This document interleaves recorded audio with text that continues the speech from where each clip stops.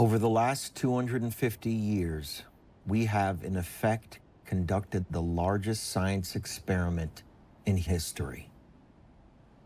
Since the advent of the Industrial Revolution, we have burned over 1.4 trillion tons of carbon into the atmosphere. It has changed life on Earth as we know it, especially in the Arctic. The melting of the world's snow and ice has now triggered multiple climate tipping points, threatening the very existence of life on Earth. Yet this disturbing future need not be set in stone. We have long had alternatives to fossil fuels, but more recently, we have actually discovered how to pull carbon out of the atmosphere, giving us a chance at reversing climate disruption. If we are able to reverse climate change in time, it would be an unprecedented achievement in human history. But the clock is ticking. Scientists say we must implement these solutions immediately. At this critical turning point, we must give a voice to the impartial experts who have presented us with the facts they have spent a lifetime to uncover. It is their time to be heard. They are the scientists, researchers, and innovators who have found the solutions to preserve the very life of our shared world.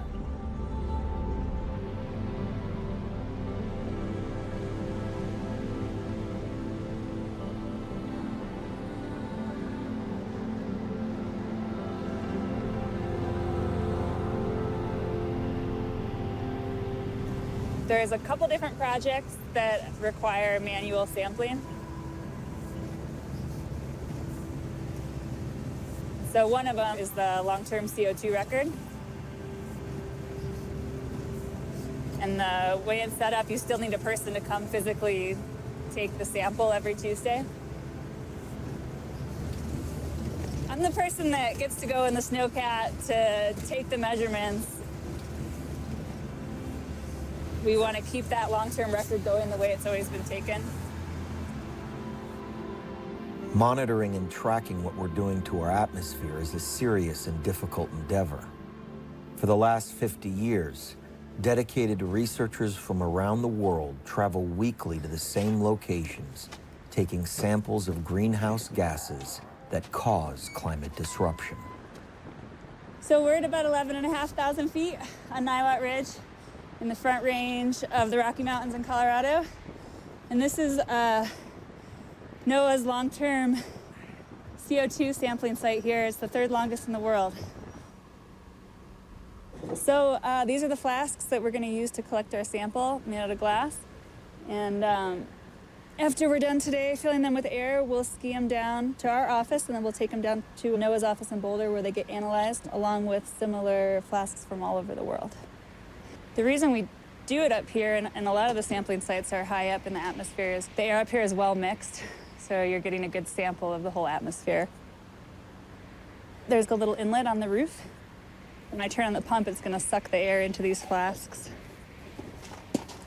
This is actually the whole carbon cycle and greenhouse gases, and CO2 and methane are the big ones. When they took the first sample in 1968, it measured 322 parts per million. And we don't know what this sample is going to measure yet, but it's probably going to be around 408. So it's a little bit of an increase. And now I'm just putting everything away and getting it ready for next week's sample.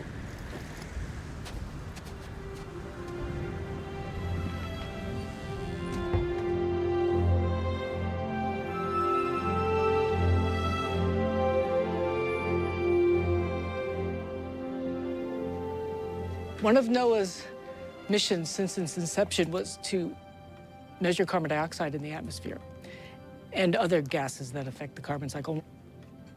2 samples are collected every week from around the globe. So we're looking to see how these gases change with time. And the way to do that is to continuously collect samples. Currently, we have about 60 locations. Most of the samples are collected in remote areas, away from population centers. And we measure on this set of instruments for 6 gases that affect the carbon cycle. Those gases are carbon dioxide, methane, carbon monoxide, molecular hydrogen, nitrous oxide, and sulfur hexafluoride. This system runs 5 days and 5 nights a week, 24 hours a day. So what I'm doing right now is putting the air samples on the manifold and start the measurements. And then I can walk away.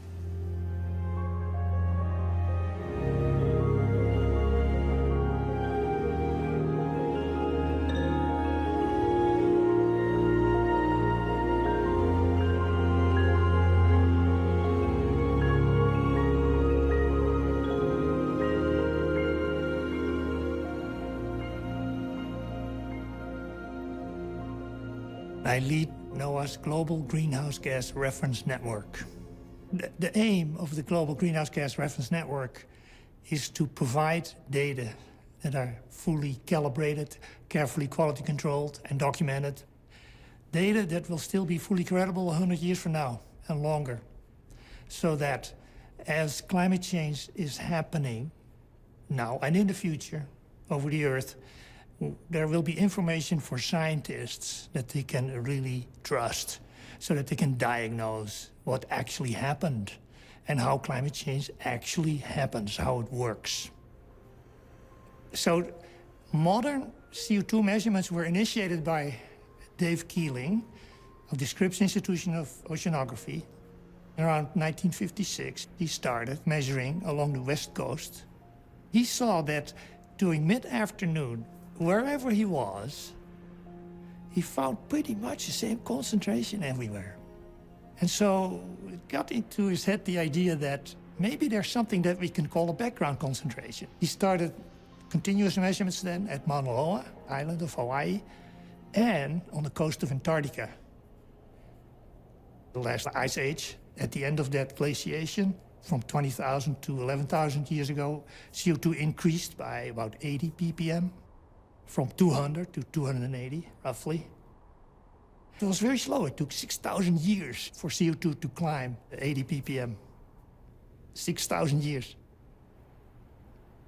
In pre-industrial times, so before 1850, CO2 was close to 280 ppm. And now, of course, we see 2 ppm per year. That increase was due 100% to human activities. Oh, the spike that we now see compared to most geologic history, I call it an explosion. It's right, instantaneous in geologic timescale. Carbon has increased dramatically since the Industrial Revolution. But what does that actually mean for all of us? What we have learned is that excess carbon creates climate disruption. It changes the weather patterns and life support systems upon which society depends to survive. We have always known that there's a toxicity associated with fossil fuels, but we'd always thought that it was basically a toxicity that would affect humans, or other, individual life forms.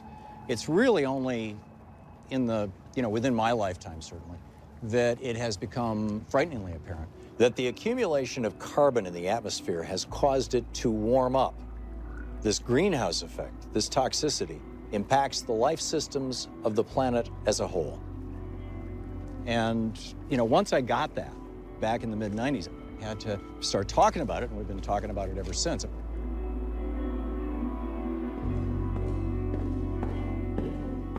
When we talk about dangerous planetary warming, we're referring to something akin to a 2 degrees Celsius, it's about 3.5 degree Fahrenheit warming of the planet relative to pre-industrial times. That is where we start to see some of the worst and potentially irreversible impacts of climate change. Substantial melting of the ice sheets and associated substantial rise in sea level, permanent droughts in mid-latitudes, and the list goes on. Well, catastrophic, would be we melt the major ice sheets, the Greenland ice sheet and the West Antarctic ice sheet. As all the major coastal cities of the world are flooded, you've got less land, you've got environmental refugees, some people leaving those regions, people leaving the tropics because it's getting too hot for human habitation. It's getting too hot for agriculture. Crops in the tropics will decrease dramatically in their productivity. In short, you're looking at a world with less land, less food, less water, and more people. And that's a recipe for a national security disaster.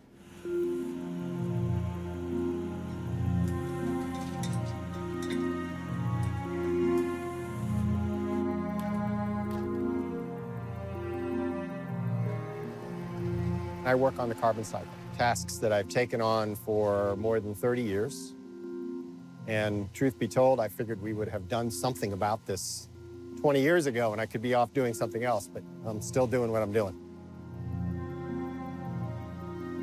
If you think about the relationship between carbon dioxide and sea level, there's a couple of interesting points in that relationship.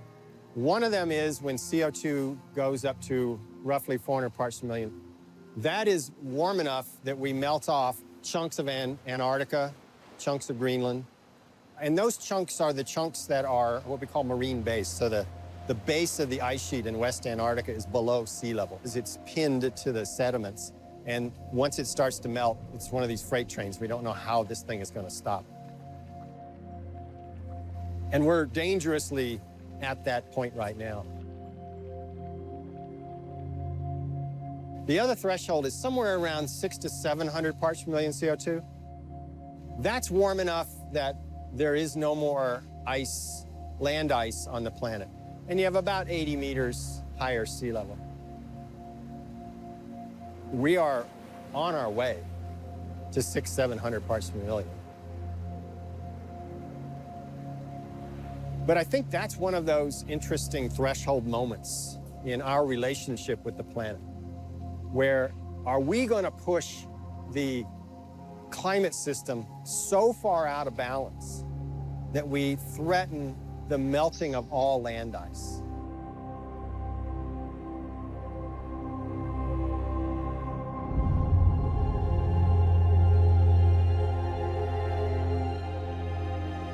Yeah, it has changed.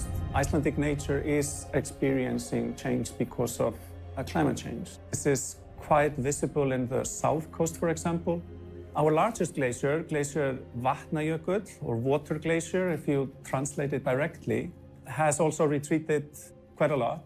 There is one very interesting observation that everybody notices when they drive the south coast now, and that is that they drive over the longest bridge in Iceland, almost 1 kilometer in length, and there is almost no water under it. So you think, okay, why building such a big bridge for almost no water? Well, this is just climate change. The river changed its course is because of the retreat of the glacier. So now we have this sort of monument, a symbolic thing of the past.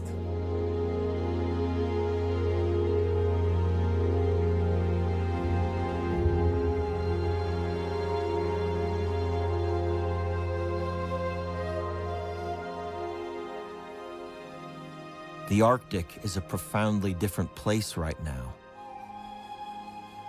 In the Arctic, the impacts of climate change are the most extreme. What scientists are finding is that what happens in the Arctic has major impacts for the rest of the planet. I'm working with measuring greenhouse gases at the Arctic location and understanding how the greenhouse gases are changing over time. I am concerned about the increase of temperature in the Arctic and the impact this might have on all the Arctic systems. But what I think is extremely important to be aware of is that with the sea ice reduction we have now and all the other changes, you might change the whole weather system, and this has global impact. We know that the changes that we see in Arctic does not only stay in the Arctic. I've been working on sea ice for the last 50 years, pretty much, and the whole Arctic has changed so much in that time. Loss of ice, loss of, not only the loss of area of ice, but the loss of the appearance of the great ice fields of the past with huge pressure ridges, very, very thick ice, really dramatic ice scenery has all gone. Last month, I was up in the Barents Sea on a research cruise in a region where normally you would have quite a lot of multi-year ice. We couldn't find any multi-year ice.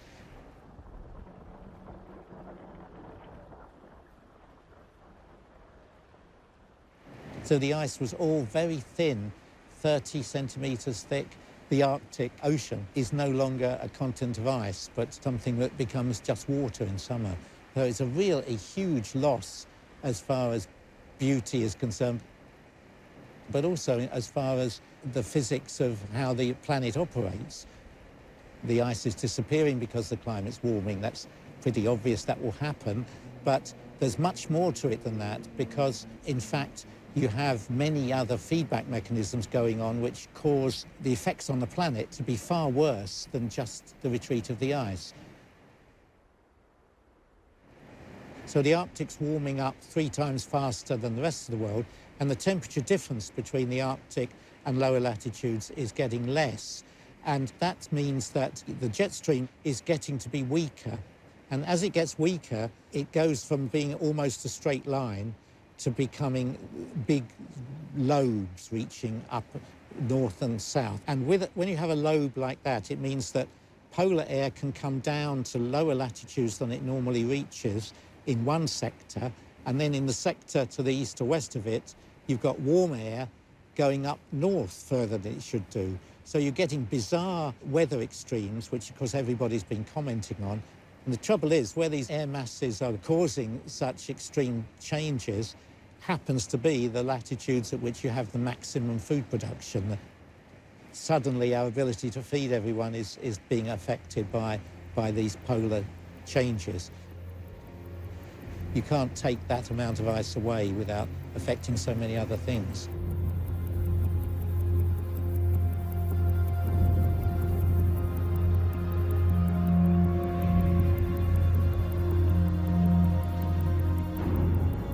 The impact of our actions are starting to hit home.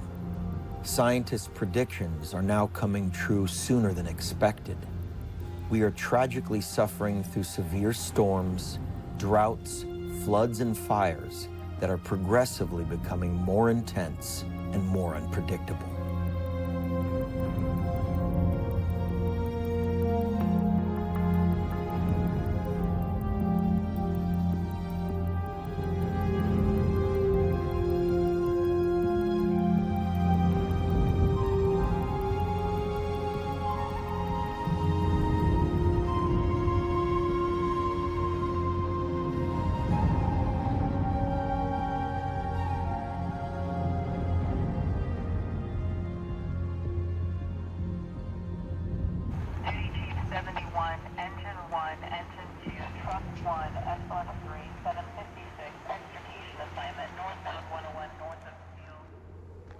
Fires started almost simultaneously in multiple places.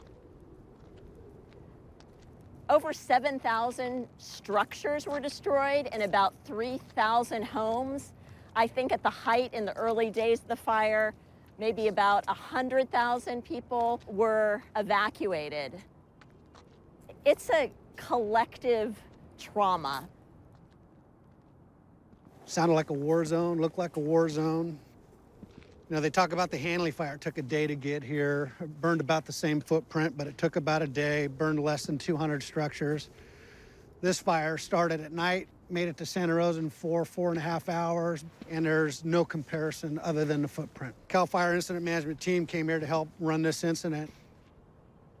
And he just shook his head and said, man, I've never seen anything like this. I've been doing this a long time.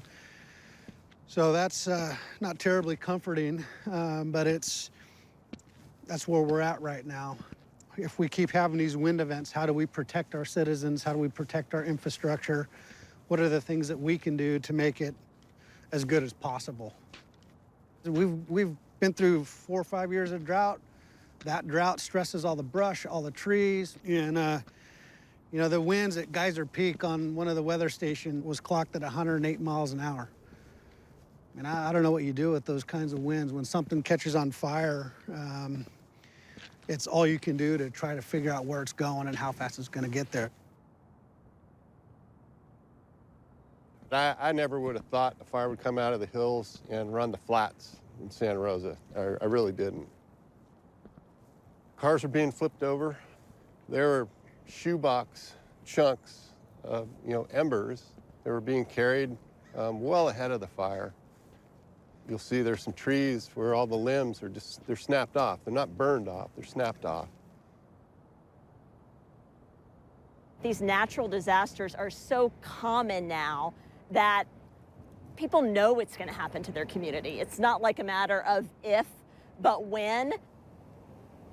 It is a wake-up call to everyone that climate change is here and that you need to plan for it.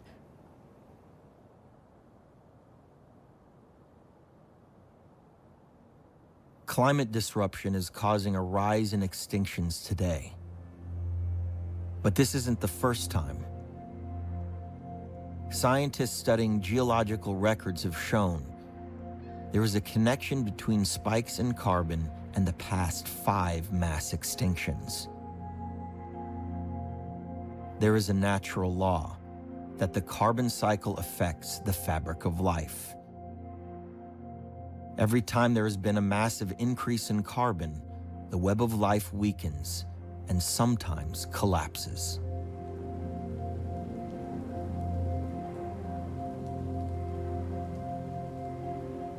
I've been working on the way in which the carbon cycle is associated with the occurrence of mass extinctions and whether the carbon cycle can undergo instabilities associated with it. So the carbon cycle is where life and the environment interact. You can think of it as one grand loop between photosynthesis, which is the process that takes carbon dioxide out of the atmosphere and converts it to oxygen and plant matter or organic carbon. And then the back reaction of the loop we call respiration, which is the process via which we convert that plant matter to carbon dioxide. The grand loop of the carbon cycle takes about 100 gigaton of carbon out of the atmosphere and oceans every year, and it returns it each year. So this is 100 gigatons out, 100 gigatons back in. What we're contributing is on the order of about 8% from fossil fuel burning. It's an 8% increase compared to what is normally going back and forth in a year. It turns out to be more than what volcanoes are putting into the system.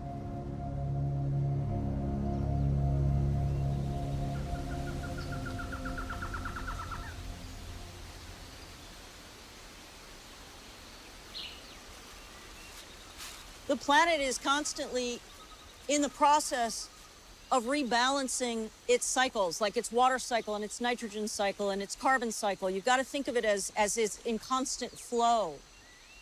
And part of the planet's doing that, was to take all the carbon that was in the dinosaurs and land plants and press that into eventually oil and fossil fuels. Over long periods of time, it was sequestered, and we're a young species. And we were curious, and we dug up the carbon that had been sequestered by the Earth. And we burned it, not knowing it was like burning furniture in a house with its windows closed. So what's happened is that the planet is reeling from that. There's an excess of carbon up in the atmosphere. What it's doing is causing that living conditions here on Earth to go out of bounds. So as a biologist, when I look at climate change, yes, I look at rising seas and melting polar caps. Those are evidence for me. But when we begin to look at what's happening to the biological organisms in response to the warming trends, they are already on the move.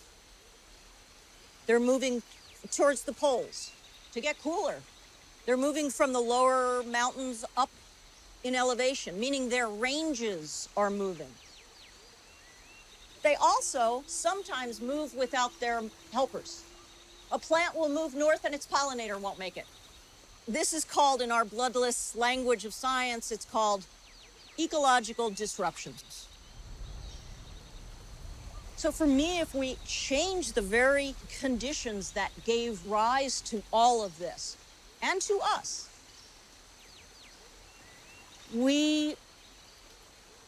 it's gonna get crazy. When the carbon cycle is unstable, it moves into a realm that we don't understand. Going back into geologic time, is that occasionally there are these essentially bursts within the carbon cycle in which things change. One of them, which is widely known as the Paleocene-Eocene thermal maxima, 55 million years ago. And others, which are decidedly worse, they're destructive or catastrophic events, they're mass extinctions. The worst of them, known as the end Permian extinction. So that's the historical record, but what we're doing to the carbon cycle now is another kind of problem, because now we know what's going on. We know that we have been adding carbon dioxide as a consequence of fossil fuels. And then the question is, does that risk engendering the kind of burst that we've seen in the past that could create what I would call an instability in the carbon cycle? That is one in which small changes become bigger changes. That's a precise scientist's definition of catastrophe. When you get down to the individual level, losing one's home to a flood is a catastrophe.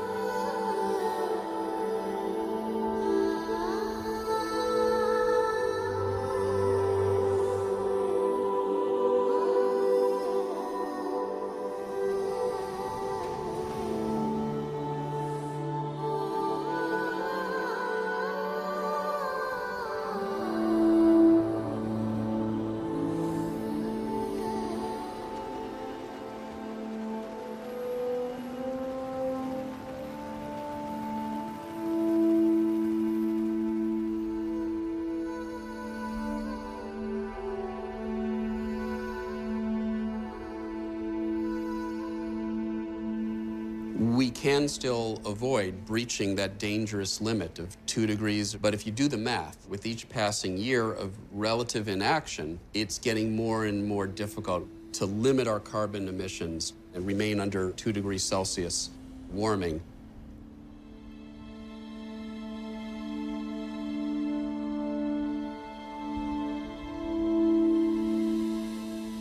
Je regarde la salle.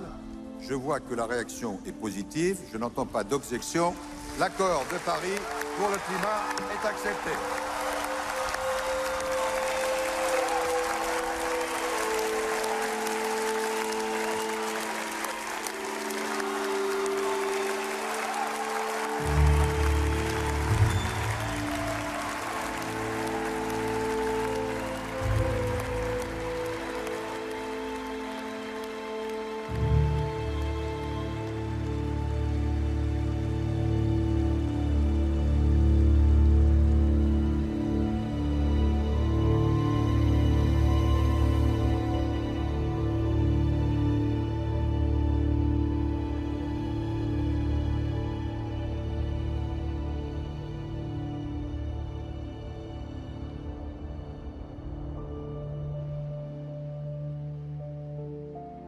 We know we have put too much carbon into the atmosphere, but how much is too much? Scientists have figured out what that amount is, and have created a carbon budget that will create a margin for life. This budget tells us where we are now, how much more carbon we can burn, and how much needs to be removed in order to sustain life on Earth as we know it. I would say the major challenge is indeed dangerous climate change. And if we want to avoid dangerous climate change, so then we have to accept that the atmosphere is, for humankind, a limiting disposal space. So roughly, we can emit 800 gigatons CO2 into the atmosphere in this limiting disposal space. And if you take into account that over the last 5 years, we have already used 200 gigatons, so this basically means that over the next 2 decades, we have exhausted the limiting disposal space. So in Paris, it was very important that the whole world and the whole world leaders agreed on limiting temperature increase to well below 2 degrees. So that's a kind of safeguard line, and it's very important that more than 100 nations stand behind it. So imagine the volume that is in this ball. That's a kind of symbol for the CO2 that is still in the ground in terms of coal or in form of oil and gas. So this is the amount of carbon. And if we want to limit the temperature to 2 degrees globally, we may only emit this little amount of carbon into the atmosphere. And to see that we have a lot more of carbon still stored in the ground that we can emit in the atmosphere when we want to limit the temperature to 2 degrees. So therefore the question is, how does it fit together? So, and now for the next 20 years, this is an enormous important time span to transform our economies, to decouple economic growth from emission growth.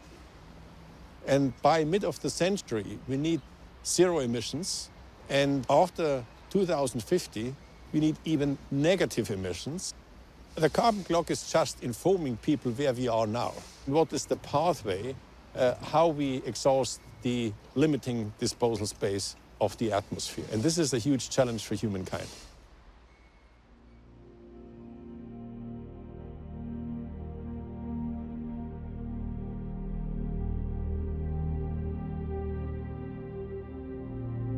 Science tells us that our current climate crisis is a problem we've created, but it is also a problem we can fix. Not only do we need to stop emitting carbon at the current levels by switching to renewable energy, but it is also critical to pull carbon out of the atmosphere. Climate change can be reversed if we act now. Recently, researchers have figured out what solutions can draw carbon down, getting us back to pre-industrial levels. There's only 2 things you can do about the atmosphere. You can either stop putting greenhouse gases up there, or you can bring CO2 back down. That's it. And you can do the first one by conservation, energy efficiency, and clean energy. And the second one through photosynthesis, whether it's on land, on farms, on forests, phytoplankton, kelp in the oceans. There's only 2 things you can do. So that actually sorts it pretty simply. And in the past, what has been done in terms of solutions is that it's focused on energy. Energy, energy, energy. And the reason for that is understandable. So it makes perfect sense to say, well, let's stop putting that CO2 up there. Accepting that in the process of emphasizing clean energy, renewable energy, solar, wind, etc., it sort of occluded the rest of the solutions.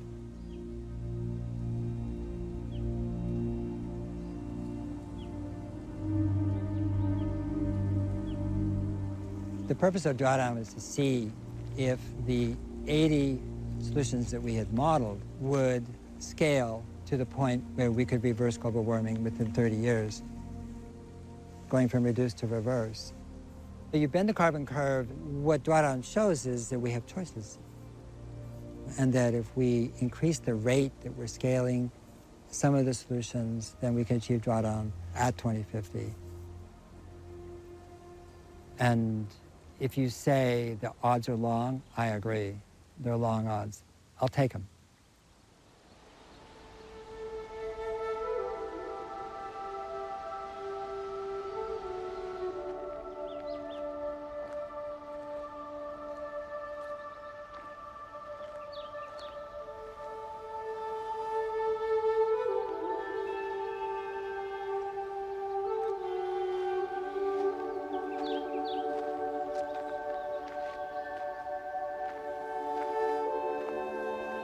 My name is Linwood Gill. I'm the Chief Forester for the Usal Redwood Forest Company.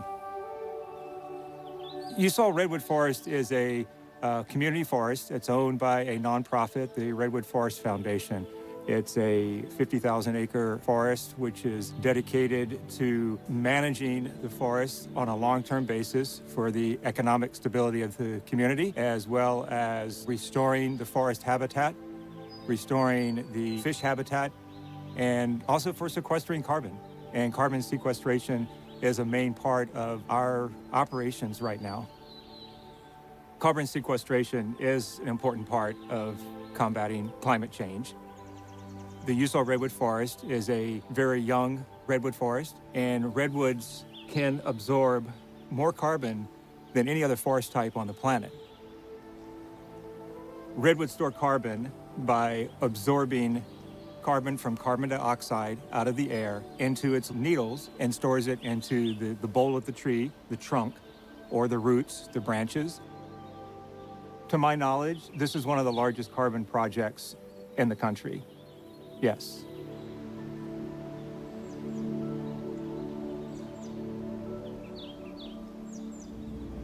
I am the biochar project manager for the Redwood Forest Foundation.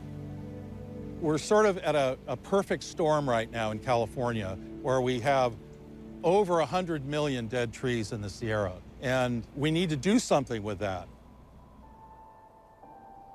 We have what is called the western pine bark beetle, which makes its living by feeding on ponderosa pine and other trees as well. And these beetles have been around for thousands of years and have lived in harmony and balance with the trees. But unfortunately, because of climate change and because of the long drought, millions of trees are very weak and have difficulty defending themselves against the beetles. Biochar can definitely be one of the ways that we address the beetle damage in the dead and dying trees in the Sierras. Biochar is essentially the form of charcoal that is suitable for use in agriculture and in helping to build more healthy soils. When you pyrolyze woody biomass particularly, about half of the carbon that is in that woody biomass can be saved as a residual charcoal. And biochar is very much like coral for the soil in that it can hold nutrients, it can hold water. It's more of an architecture. It incubates life. You're saving about half of the carbon that's in that plant and then can put it to better use and sequestering it in soil for great benefit to agriculture. We have all this biomass that we have to do something with. They are a fire hazard, and as you know, right now we have something like 10 fires in California. And by producing biochar, we can return some of that material back into the forest in a safe manner, or we can take some of that biochar and take it down into the Central Valley, which desperately needs water savings. And one of the prime benefits of biochar is that it can help to retain water in soils. If we put biochar in just 10% of the world's soils, we'll actually sequester 29 billion tons of CO2. 29 billion tons, that's on 10%. And that's using only quote unquote surplus waste material. So that's significant. And then we have the carbon offset credits. And to keep those carbon credits coming, we have to employ workers to do our forest inventories, to work with the carbon verifiers to make sure the carbon that we say is on the property, and then is maintained into the future. I'd like to think that we're a model that others can join in and do the same thing that we're doing out here.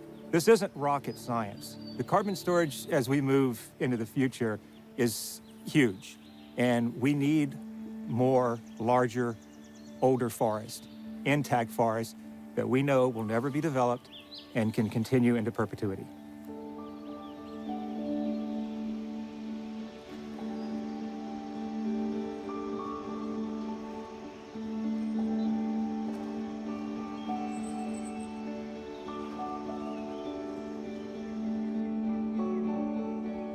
I'm Kate Scow, and I'm a professor in land, air, and water resources at University of California, Davis. And I'm a soil microbial ecologist. So the carbon cycle on a global scale involves aquatic systems and terrestrial systems. So soil is a very important part of the terrestrial systems. Soil actually contains 2 to 3 times the amount of carbon that is in the atmosphere. Soil is the place where primary productivity is supported. That means all the vegetation that grows, that fixes CO2 through photosynthesis from the atmosphere, what miraculous, like creating mass here on the ground out of what, air? It's like still amazing to me. That productivity brings all this carbon in. The plant fixes the CO2, it dies, it falls onto the ground, and all that plant residue now enters into the soil carbon cycle. It's way bigger than the atmosphere, what is residing in soil. So organic farms obtain their nutrients not from synthetic fertilizers. The fertilizer is in the form of organic material. That could be cover crops, or it could be compost that's made of food wastes or yard waste or animal waste that you put in the soil. So in organic systems, you may be putting up to 8 times as much carbon into the soil compared to a conventional system. So it's like part of it is really basic. Climate change gives us an opportunity to really behave differently on this planet. We see what we can do at our worst. And now the question is, if we were to consciously be a part of the healing, it'll unleash, I think, our creativity. You realize, oh my gosh, I have a backyard. Oh my gosh, I have a park near me. If we were to see ourselves as helpers who could help the helpers heal this planet, that is so much better than seeing ourselves as disruptive toddlers with matches. You begin to realize that all of us are somehow connected to little bits of the solution. This is right now, we live and direct at my mentor's house, the OG, the organic gardener, Ron Finley. I'm more inspired to always come here and learn and figure out different ways of how I can actually utilize a small plot of land to grow the most that I can. Culinary climate action is basically what I like to see when I'm growing the food, and it's basically taking all that carbon out the atmosphere, it's pulling it in, and we also can see the fact that we can put it back into the soil. Not only as at the same time as creating green jobs, you know, and also addressing things like diabetes and obesity in my community where I come from. You know, there's a lot of plots, there's a lot of city access, there's a lot of water that's available. This is really just it's a beautiful cause and effect. We're literally pulling out all the harmful poisons that we literally just emit into our atmosphere. And the best way that you want to transform that is by growing some food, put it on the roof, put it in your windowsill.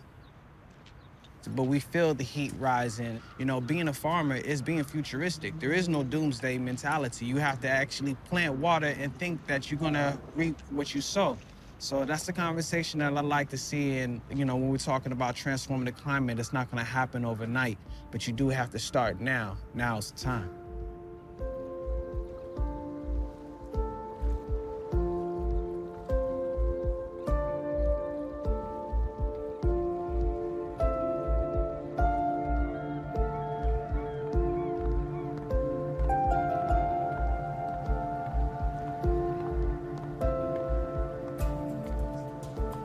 My name is Bren Smith. I'm the owner of Thimble Island Ocean Farm, and we're here in the Thimble Islands in Long Island Sound.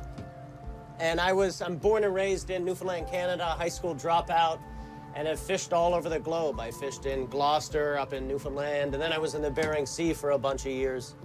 And, you know, that was the height of industrialized fishing. We were tearing up entire ecosystems with our trawls, chasing fewer and fewer fish further and further out to sea. So it was completely unsustainable. In fact, a lot of the fish I was catching was going to McDonald's for their fish witch sandwich. it really caused a wake-up call for a lot of folks in my generation. I was actually out in the Bering Sea, and the cod stocks crashed. And, you know, thousands of people thrown out of work, canneries shuttered, and it really taught me that you can build up an economy and a culture over hundreds of years, and if you don't protect the resources, an ecosystem collapse can wipe it out in a matter of years. And that's when we really begin to realize that issues like overfishing, like climate change, that they're not environmental issues for a lot of us that work on the ocean. They're economic issues. I mean, there's going to be no food, no jobs on a dead planet. When I realized this wasn't sustainable, I went on this search for sustainability. I remade myself as an oysterman. And what oysters taught me was that Mother Nature created these technologies millions of years ago designed to mitigate our harm. We don't need advanced technologies. Mother Nature has seaweeds and shellfish which sequester 5 times more carbon than land-based plants, filter 50 gallons of water a day per oyster, pulling nitrogen out of our system. I mean, my job as a steward of the ocean is to take Mother Nature's technologies and grow them. And it's pretty simple. So the beautiful thing about if you grow just restorative species is there's zero inputs. We don't need fresh water, we don't need animal feed, we don't need fertilizer, we don't need land, making it hands down the most sustainable form of food production on the planet. So kelp is this beautiful seaweed. It's like the gateway drug to a new cuisine. It's one of the fastest growing plants on Earth. It soaks up 5 times more carbon than land-based plants. It's called the sequoia of the sea.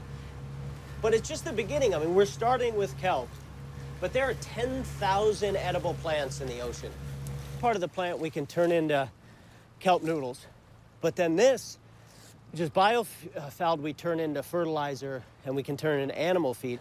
If you provide a seaweed diet to cows, you get a 90% reduction in methane output. It's stunning, and cows, sheep, goats, have been eating kelp for hundreds of years. Hebrides Islands, Maine, all sorts of places. You know, the volume's stunning. We can do 10 to 20 tons of kelp per acre, 150,000 shellfish. Now you scale this up, if you were to take a network of our farms totaling the size of Washington State, technically you could feed the world. If you took 5% of US territorial waters and farmed in our style, you could create 50 million direct jobs and sequester the equivalent carbon of 20 million cars. Our farms also help mitigate acidification. The kelp creates something called a halo effect, which reduces the acidity in the oceans, which then allow our oysters and other shellfish to grow thicker shells and not be as susceptible to acidification. So I mean, climate change was supposed to be this 100-year sort of slow lobster boil, and instead it's here and now. Luckily, as fishermen, we can transition to something that keeps that core and have the pride of helping feed my country. And that's just so exciting. I can be part of, you know, the army that's going to help hopefully save the planet.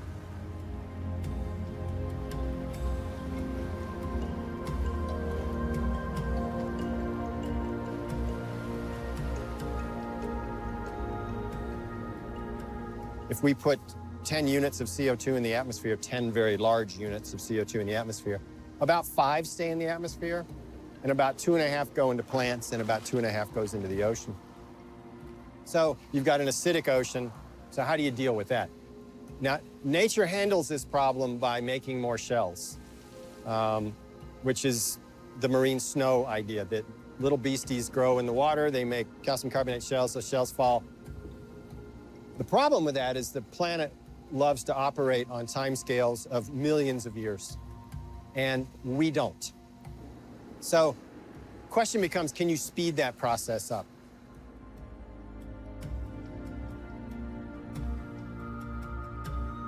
We have to investigate all our options. There are more experimental hypotheses that still need to be tested. One solution may lie in a microscopic community of life called marine snow. So, fundamentally, what do we need? Well, we need this planet as it was. We have to bring it in the state that was 200 years ago. Higher concentrations of carbon dioxide, they increase acidity of the ocean. the oceans are losing their ability to capture carbon from the atmosphere. And we have to do something about it. We have to help these systems which cycle carbon between the atmosphere, between the plants on the land, and between the oceans. And with marine snow, it just needs a little help from us. The main products will be removal of carbon dioxide and the production of oxygen. What we can do is insert into the ocean very small, minute amounts of iron, but very, very little. So it doesn't have anything to do with that term fertilization. To give you a measure, we need altogether about 6 kilograms of iron for initiating this process on 100,000 square kilometers of the southern oceans. The cells form organic matrix, which is the foundation for the formation of the marine snow. It is then, when the matrix appears, it becomes very attractive for cyanobacteria and heterotrophic bacteria, which colonize these particles and then actively grow. And then we just let them do their job, because they can stay suspended for a very long period of time. We tracked these marine snow particles for more than 4 months. So they can float around and sequester organic matter, and when they become heavy, they simply sink down to the seafloor. The speed of this change and increase in the concentrations and temperature, we must act, and we can. I'm 100% positive that we can achieve reorganization of human activities to work together with nature and not against it.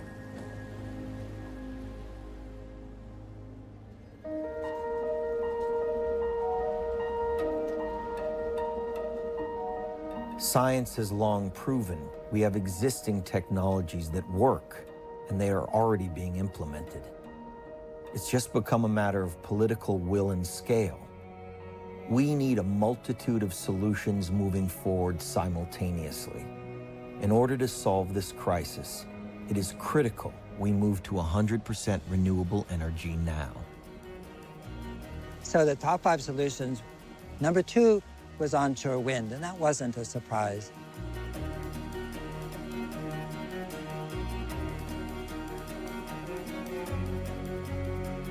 Onshore wind, though being much greater than solar, was a surprise to us.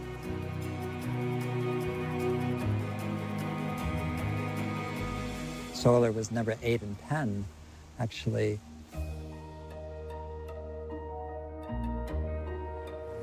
The sun is the largest resources we have. All the other resources pale compared to the sun. We have known that for a long time. We just never understood how to harvest it in an economic way.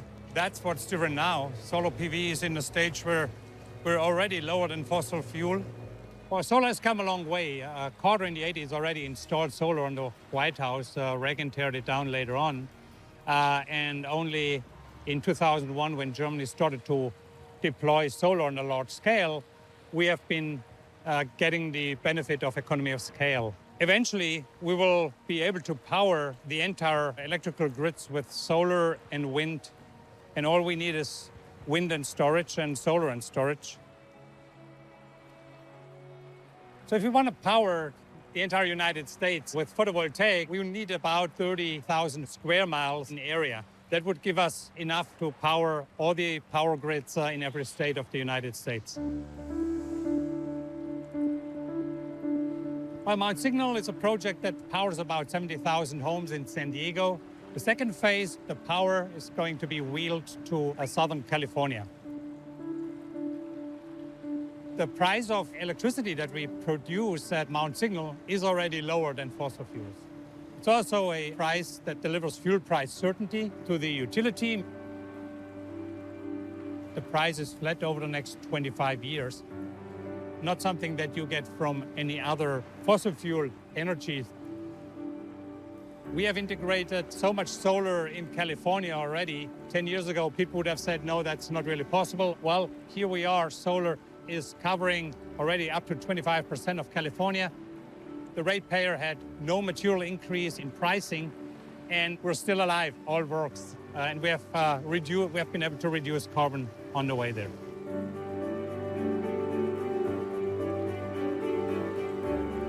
Over the last years, we saw now utilities volunteering to buy solar. We see this mindset shifting.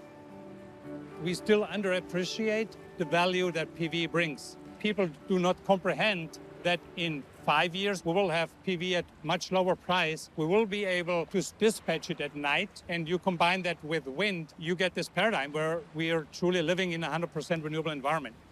And this is feasible. We don't need any new invention for that. We know all the technology. We just need to make sure that the people responsible for the planning of resources, for the infrastructure planning, understand that this is a different technology and it will get cheaper over time.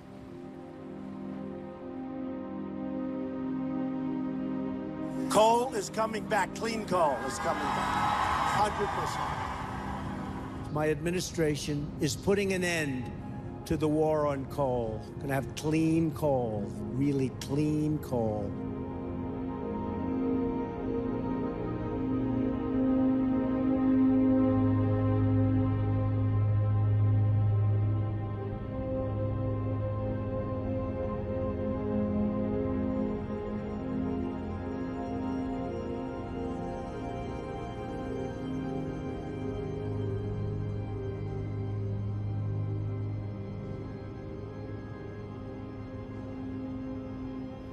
It's difficult enough sometimes to communicate science to the public. Now you take that challenge and you add to it a concerted effort by fossil fuel interests and the front groups that they fund to pollute the discourse over climate change, to confuse the public, to confuse policymakers. We need to transform our energy sector, move away from fossil fuel energy towards renewable energy. Well, that's rather inconvenient for the powerful fossil fuel interests who have many millions of dollars invested in our continued addiction to fossil fuels. And they've fought tooth and nail to maintain that addiction, in part by attacking the science, linking climate change to that behavior, the burning of fossil fuels.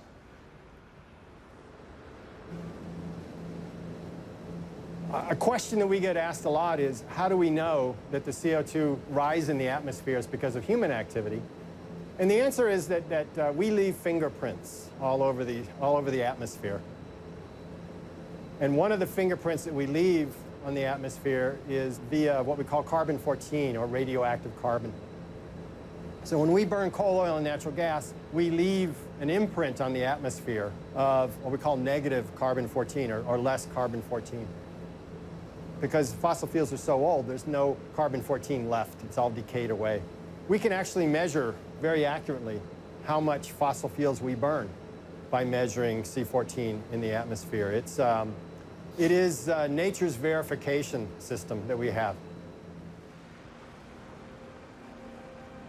They persuaded enough people and sowed enough doubt that it's making it more difficult than in the past to actually get anything done about climate change, and that's really depressing. And the fact is that the agenda that many of these fossil fuel corporations and those who are running them are engaged in is malicious in the danger it's creating and the havoc that it is wreaking on our planet. So we've got a bunch of people who are literally profiting off the death of life on Earth. I think that some climate denial, particularly the well-funded climate denial that is being done by people who know better, rises to the level of a crime against humanity that probably should be prosecuted in The Hague.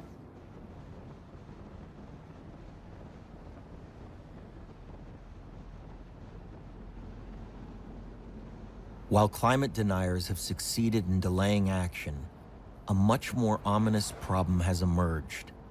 Very recently, scientists have recorded increasing levels of methane gas in the atmosphere. Methane, a powerful greenhouse gas, has the potential to increase temperatures even further. Increased methane is a sign that we are reaching a critical tipping point. But where is it coming from? And how much will it accelerate climate disruption? Scientists are racing to find out.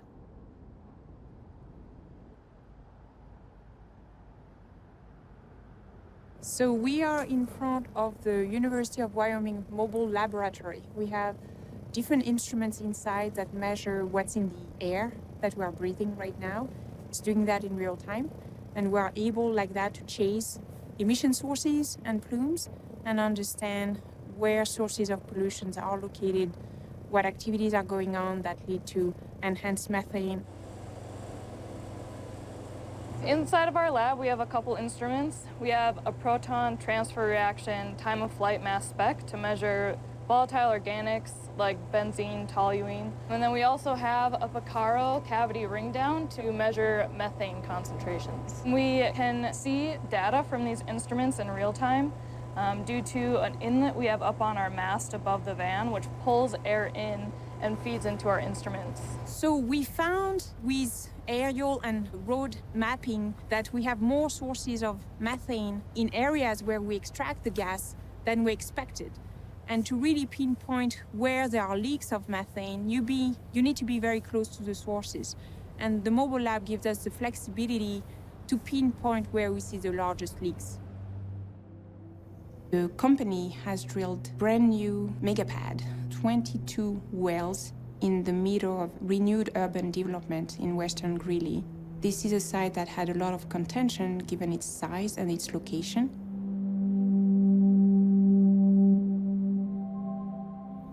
So the local community, from what I've heard, is not really kept up to breath on what's going on at the site. There's a huge sound wall around the operation. And the state is not really maybe doing its best at facilitating the communication. We saw operations going on with a lot of flaring. It seems very large volume of gas. The yellow color of the flame tells you it's not complete combustion. So we are going to continue doing those drives to understand those sources, but also to track what the local population may be exposed to.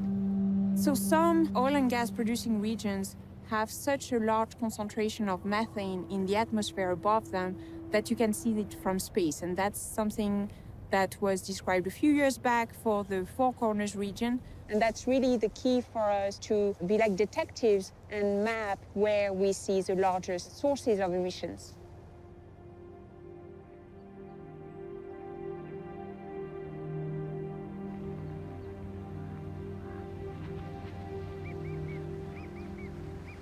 So in 2014, NASA scientists, in cooperation with NOAA, University of Michigan, and other scientists, identified a methane hotspot the size of Delaware in the Four Corners region.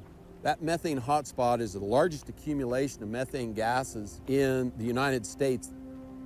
This ranch, this spot that we're on, is approximately ground zero. If you were able to identify a middle for that Delaware-shaped cloud, it might very well be right here where we're standing. And they've closely identified the cause of that methane hotspot to be predominantly the emissions from drilling, such as this site, as well as coal and other fossil fuels.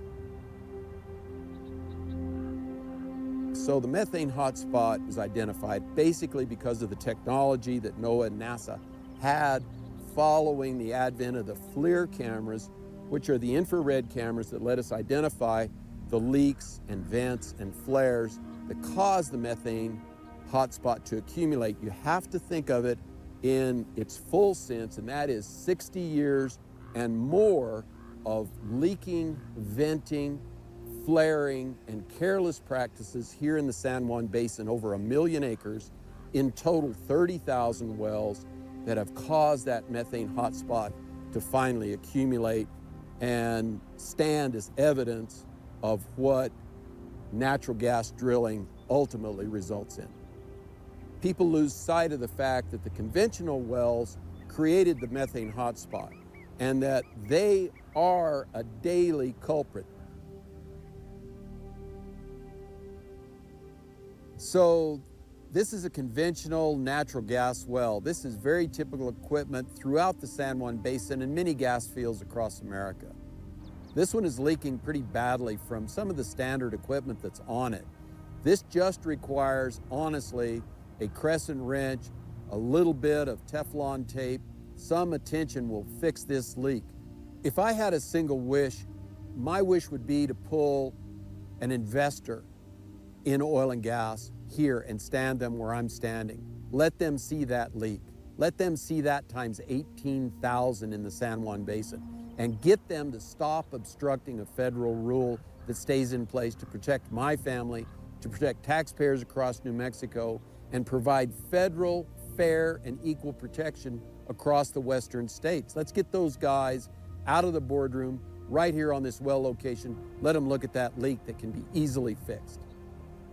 And when I found out that the EPA Administrator, Scott Pruitt, knew that the data had come in that methane leaks and the chemicals that come with them harm children to a greater degree than they did to me, I was just outraged that he would try again to roll back the federal protections for us. You know, if someone came onto my ranch with the stated objective of harming my children, it would be over my dead body.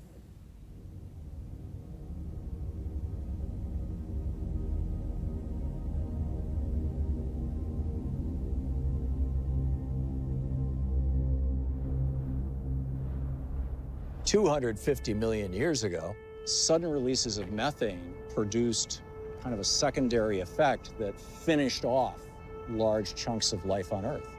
And one of the debates right now is whether the methane that is buried in the Arctic, whether the methane that is, in the permafrost, in the seas all over the world, how rapidly that will be mobilized and how destructive that mobilization will be. The release of this ancient methane may lead to exponentially more warming.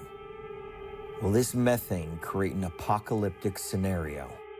This is a question scientists are desperately trying to answer. I'm the director of the Center for Gas Hydrate, Environment and Climate. Here we have a team of 50 to 60 scientists working on understanding the impact of methane on the global climate system. This methane is stored beneath the Arctic Ocean floor in huge reservoirs at locations we sometimes know, but we often do not know very much about it. So we are applying here geophysical methods to quantify the methane hydrate reservoirs and also to see how stable those methane hydrates are today, but also in the future. Methane is one of the most aggressive greenhouse gases. Methane has, fortunately, a shorter lifetime. The Earth has a natural system for regulating input of methane from the ocean and into the atmosphere. And this system is working quite efficiently. But this system is also changing because the ocean current system is changing, the ocean temperature is changing, the ocean chemistry is changing. So methane was in a kind of equilibrium for some time. And during the last couple of years, we see quite a distinct increase in methane. Do not know where this signal is coming from. And at the present time, that, of course, is putting a pressure on the scientific community to give an answer to the politicians. What is going on with the methane in the atmosphere? Where is the methane coming from? What is presently becoming more unstable? We have done some very comprehensive measurement campaigns where we have measured at the seafloor, in the ocean, at the sea surface and in the air at the same time to understand how methane is regulated in this whole system. There is a lot of methane stored at the seafloor, and this is so much that only a small change might impact the ocean or the atmosphere. The balance here needs a lot more focus, a lot more observations, and combining atmosphere, ocean, climate, different kind of competence together. In my profession, I'm interested in studying methane cold seeps in the ocean, in the Russian Arctic and also in the Barents Sea. It's, well, basically streams of gas bubbles rising from the seafloor. And those gas bubbles are mostly composed of methane gas. First, it's gas hydrates, that's solid form. It's basically ice-like structures. Also, the gas can be present as free gas, which is gas bubbles. Plumes of methane bubbles can vary. In some areas in the Arctic, we find gas seeps as tall as 800–900 meters. And the water depth in these areas a little more than 1,200 meters.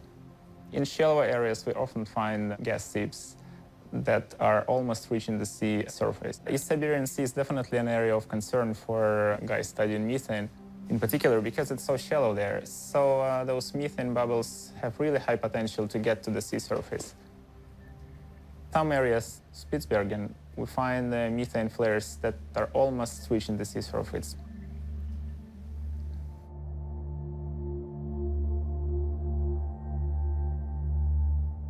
We have warmed the atmosphere to such a degree that we have hit the tipping point of a melting Arctic.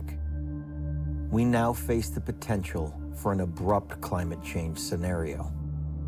Current models predict we will shoot way past the Paris Agreement to 5 degrees and more, causing even more catastrophic tipping points to be activated.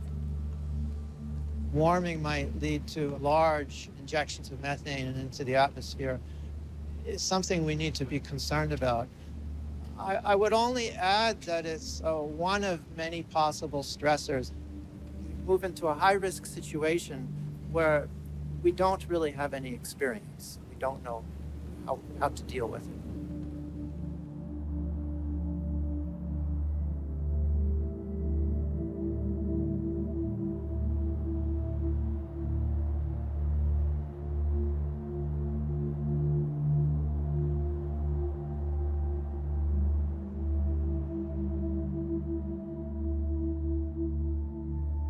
Permafrost and methane in general is of a great concern.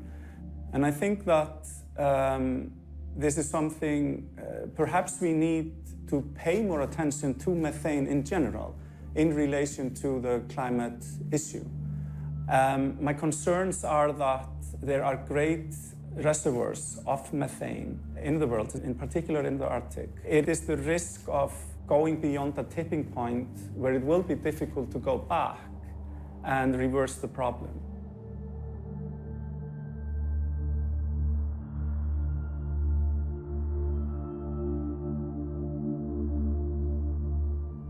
It's a very plausible feedback mechanism that in Arctic soils, permafrost soils, there's an enormous amount of organic material frozen, and the amount that is available there potentially to turn into CO2 and methane is maybe 3 times, 4 times all of the fossil fuels that we have burned.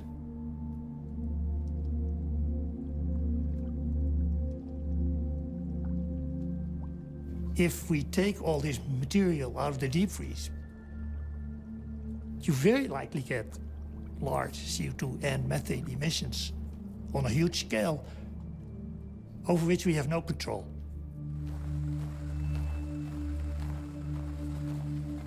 I study methane emissions from lakes. We are in interior Alaska, and we are in discontinuous permafrost.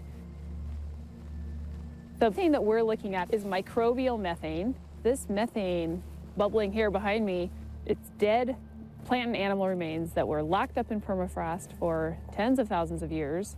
And as that permafrost is thawing, the microbes eat that soil carbon and they turn it into methane. This process of permafrost thawing and that thawing permafrost fueling methane production, and then methane escapes into the atmosphere, causes climate warming, which causes more permafrost to thaw. We call that a permafrost carbon feedback. It is a natural process. Our concern, though, is that as climate warms at a faster rate than it has in the last 10,000 years, that permafrost is going to respond by thawing a lot more quickly and releasing at a faster rate methane gas. Now, every time I go to a new lake, I attempt to light these gas pockets because it's a very high concentration of methane. It's highly flammable. We see a positive flame test when they contain methane. So it's a quick gas chromatograph on the lake to tell us, do we have a methane lake or are we dealing with a different kind of lake? There are many new lakes forming that were not here 30 or 60 years ago. And those lakes have 10 to 100 to 1,000 times more methane than the rest of the lakes. They are a picture of the type of methane emissions we expect to see in the next 10 to 50 years as permafrost warms and thaws, and that permafrost feedback cycle kicks in and really accelerates. Now, is it methane? Is it permafrost? Is it the dissolved organic carbon in the ocean, which is suddenly remobilized? These things are all intertwined with each other. So really what one needs to ask is, are there positive feedbacks within the system? The answer is yes. So it just stands to reason, purely by common sense, the less you disturb it, the better off things will be.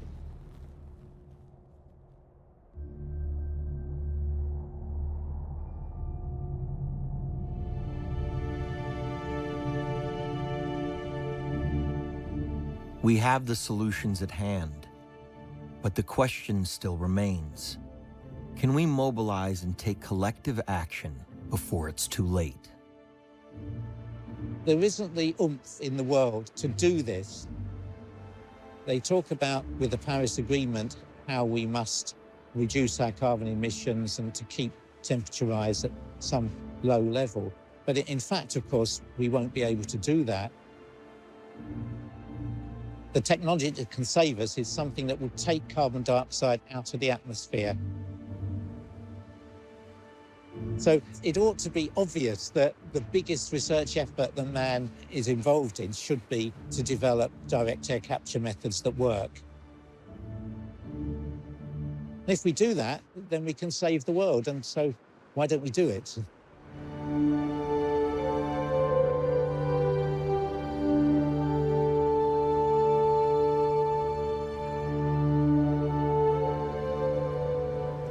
Direct air capture is machines which take in ambient air and extract the CO2 from this air. For the last 10 years, we have been working on direct air capture with the goal of making it with the least possible energy impact and ultimately with the best economics. This machine consists of 4 40-foot shipping containers and can be any size. There is no limit to it.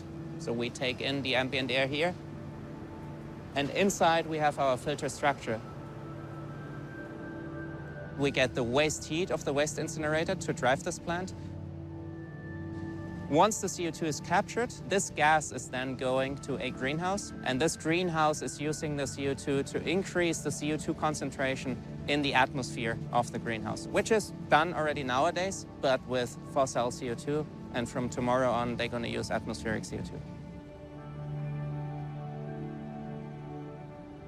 This plant will allow to close a carbon cycle. So of course, the CO2 goes into the greenhouse and goes to the tomatoes and cucumbers. And once we eat them, the CO2 goes back to the atmosphere. But since we recapture the CO2 from the atmosphere, it's a closed cycle. So this can be a missing piece of the pie in order to close a global carbon cycle in the energy or transportation sector. So besides using CO2 in a greenhouse like this, we can take CO2, we can take water, and we can take renewable energy. We can again produce fuels, for example, jet fuel.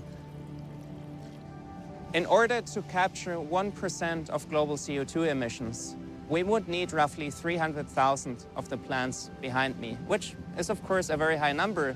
But if you compare this to existing infrastructures, it's a scale which humanity can handle. So it's definitely an achievable goal.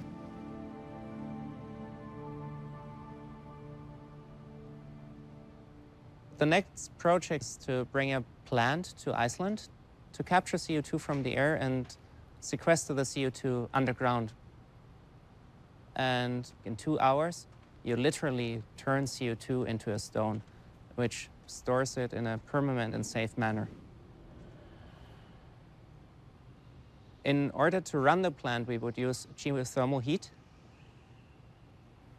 There's an abundance of it on Iceland. Therefore, we would have low carbon footprint energy available to drive the machine. So today is a very special day. We have brought CO2 capture plant up here to Iceland. And we are taking CO2 out of the air and then pumping it underground, storing it in the basalt rock formation within the Carbfix project. So we extract CO2 from the air and permanently remove it by turning it into rock. And yesterday night was the first time that atmospheric CO2 was injected into the ground. We can go up to thousands, 10,000, 100,000, and even up to millions of tons of CO2 per year that can be extracted from the atmosphere. That is actually, to our knowledge, the first time ever in the world that direct air capture of CO2 has been combined with underground safe and permanent storage of CO2. Yeah, it's a new relationship with carbon. Why can't we find a way to make it an ingredient for something? Why can't we put it in our plastics or in our building materials? Or through the help of carbon dioxide chemistry, turning carbon dioxide into the things that we need every day.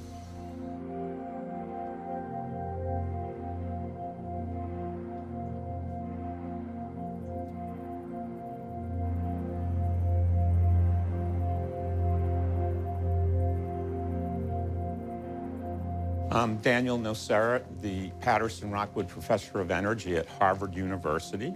These are my labs, the labs where we invented the artificial leaf and the bionic leaf. And what they do is a complete photosynthesis, sunlight, air, and water to fuels and food. Think about photosynthesis. If you think about what it really does, is the building block of life, and its building blocks literally are CO2, water, and sunlight. And we build all of this, like this, wood and food and starch and biomass. That's a remarkable transformation. This photosynthetic process, it's very complex, but we really listen to nature. And that we finally ended up doing in 30 years. And something that makes us really happy, not only can I say, yes, we can do it artificially, I can do it 10 times better than photosynthesis. We made special catalysts that coated the artificial leaf, and then they would split water to hydrogen and oxygen. The second part of the invention is the bionic leaf. It takes the hydrogen from the bacteria, and then it makes fuels. And so depending on what genes I put into the bacteria, I could have the bacteria make materials, they could make drugs. We've shown they can make fertilizer. We can work out of any water source, including natural waters, seawater. As long as you have my artificial leaf, you can do it in your backyard. We don't need to dig what's been down there and release more CO2. The artificial leaf, working with the bionic leaf, takes the CO2 out of the atmosphere, uses sunlight and water, and we make fuel. So we don't add any more to the atmosphere, any more CO2. And it's another issue because the cost I'm up against, the developed world has spent tens of trillions of dollars to build what they now use. It's kind of hard to walk away from a multi-trillion-dollar investment that you've paid off. So that's what it's all about. Therefore, you need policy and you need good partnership.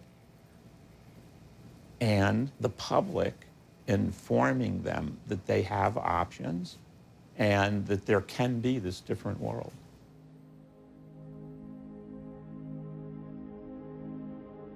This new world can be sustainable, innovative, and profitable. The green economy is creating millions of jobs and will create millions more. It matches and will surpass the economy of the fossil fuel industry. The challenge to reverse climate disruption opens up opportunity for everyone. It is now more profitable than ever to be green. Up until recently, the profit you could make from creating the problem was greater than the profit you can make from the solutions.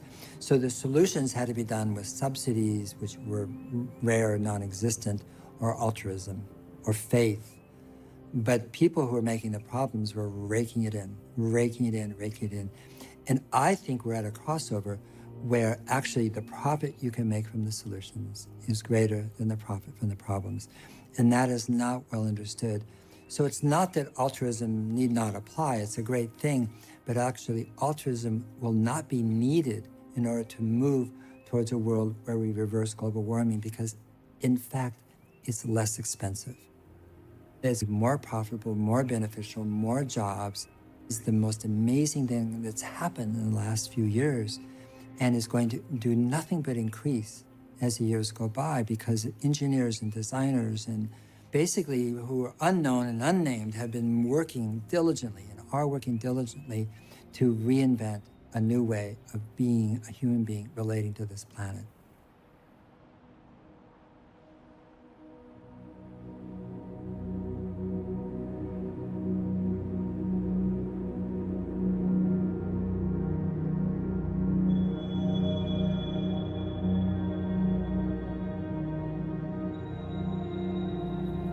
In Orkney, we have a really strong maritime tradition, and since the 70s, the oil and gas industry in Aberdeen has been a major contributor to the local economy, providing tens and thousands of jobs. But really, in the last few years, we've seen quite a big downturn in terms of the oil and gas industry and the price of oil.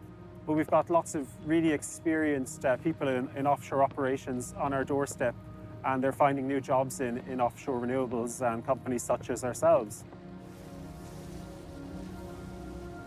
Tidal energy is almost an entirely untapped resource. We think we have the potential around the world for about 100 gigawatts of capacity, perhaps more. And what that equates to is low carbon energy for millions and millions of homes.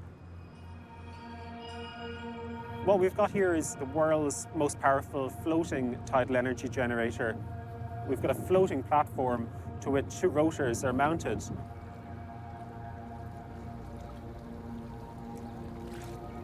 We start with the rotors turning, which produces the electricity, which comes back up into the machine where it's conditioned, and then it gets transformed and stepped up and fed back into the grid. It's like a wind turbine on its side with two rotors instead of one. 2 weeks ago, we had great success. First period of 24-hour continuous generation from the device. It actually operated beyond expectations. The device itself generated over 18 megawatt hours of power in that 24-hour period. We're converging on more traditional methods of renewable generation and really putting tidal out there as a real competitive technology across the world and the world's generation needs. The tidal turbine it's 63 meters long in total. We do all the power conversion within the device itself, and it's ready then for export right into the UK electricity grid. So we're aiming for tens of thousands of these tidal turbines. We've got this fully integrated system for producing low carbon energy, so we're very excited about it. So EMEC was set up as a testing laboratory because we know that there's a huge amount of energy in the oceans all around the world, and we're trying to find a way to harvest it. And so we realized that one of the most important things was to have a test center which would allow us to find out how to do this properly. And so what we've got is a site here where we've got cables that are out in the sea that allow developers of these machines to put these machines onto our cables, and the electricity is then brought onto shore, and that then feeds into our national grid. So this is real. This is making electricity out of seawater. So at the moment, we've got a device called the Penguin, and that's by a company called Wello Oy, and their machine is effectively a large pendulum inside a ship, and as the ship moves, so this pendulum turns horizontally, and that then generates electricity. The sea is unrelenting and it will really try and damage equipment. So making the equipment that's reliable, robust, efficient, cost-effective, all these things are the things that people are grappling with. But the really clever thing is we have done that piece of alchemy. We've actually turned seawater into electricity. And that really is huge because people have worried about whether you can do this or not for years, and we've just shown you can. And that's a big step forward.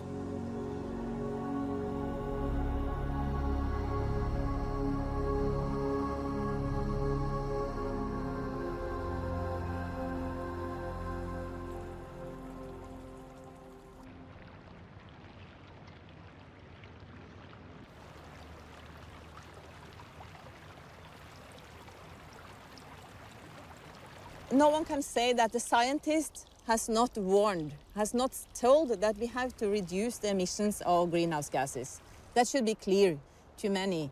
How much farther can we go? How many more tipping points can we go before we hit a tipping point from which our civilization cannot recover, or from which the life of this planet, or a large portion of the life of this planet, cannot recover? We cannot allow ourselves to reach those points, and we're so damn close to it. We're at a turning point. Either we can stay the course and drown, burn, and starve ourselves to death in the face of the climate crisis, or we can come together, we can innovate. Where do we stand? Is it possible? Is it game over? Or is it, in fact, game on, which is that we have at hand the ability, capacity, and solutions that can reverse global warming, not mitigate, not reduce, not stabilize, but reverse. When you make your goals bigger, it opens up possibility. It opens up imagination. It opens up innovation. It doesn't foreclose, it actually does the opposite. And so it's not that there's one solution, but together, you can achieve drawdown by doing 80% of the solutions. Every one of them has so many cascading benefits, makes a better world for everybody. So we don't lose by understanding the climate change is happening and responding to it. So what's the problem?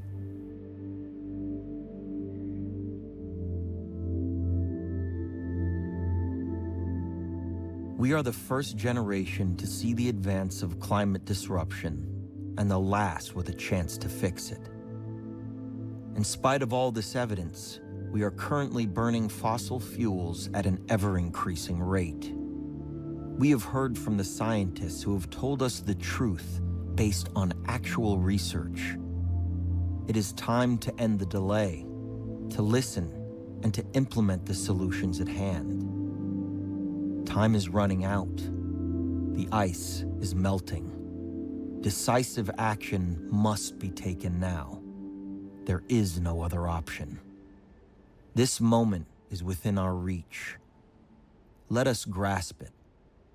It is up to us, each one of us, to save this unique blue planet for generations to come.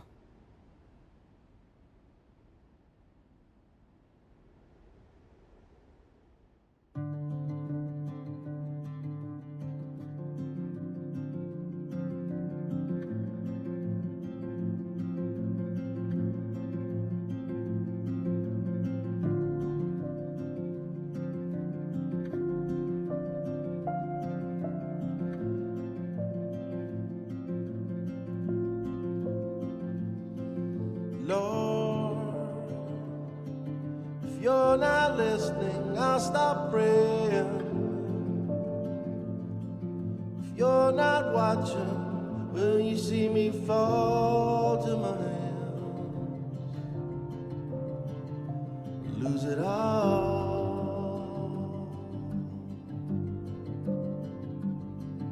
Lord, if I can't see it, I can't feel it.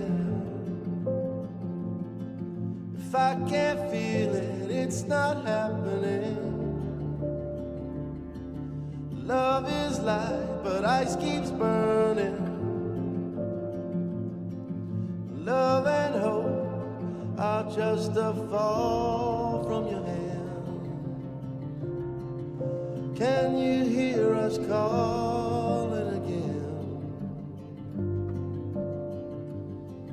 Lord, we're all lost. Is life worth living? If you're not watching, I'm not doing wrong. And hope and rain and ice is burning. Then you see us turn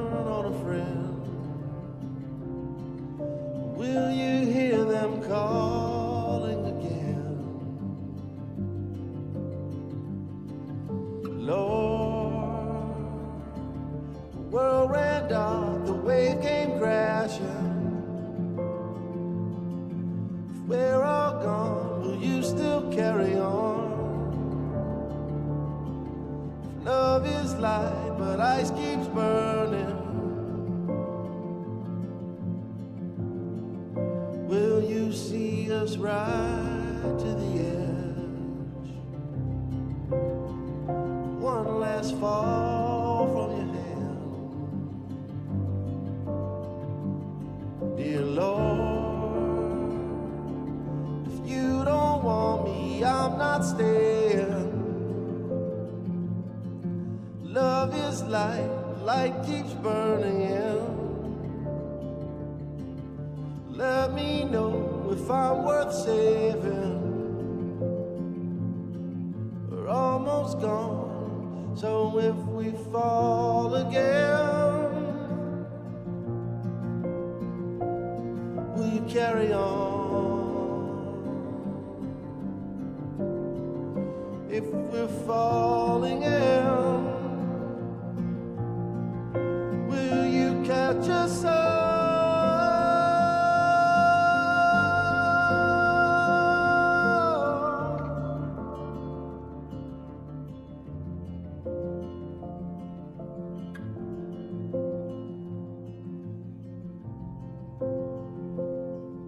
Lord, just let me know if I'm worth saving.